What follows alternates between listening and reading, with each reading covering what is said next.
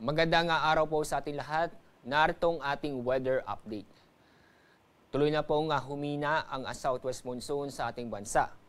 Easterlies ang nakakapekto ngayon sa silangang bahagi ng ating bansa.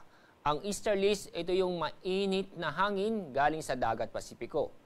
At wala po tayong binabantayan na bagong low pressure area o bagyo sa loob ng ating Philippine Area of Responsibility. At sa ating magiging lagay na panahon ngayong araw, mas mainit na panahon ang ating maranasan sa Luzon kumpara kahapon.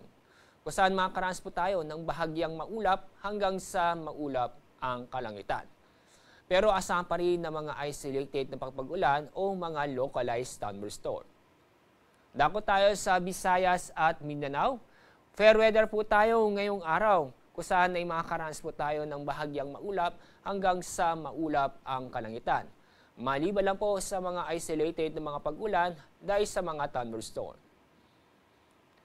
At para sa ating lagay ng ating mga karagatan, wala tayong gale warning ngayong araw.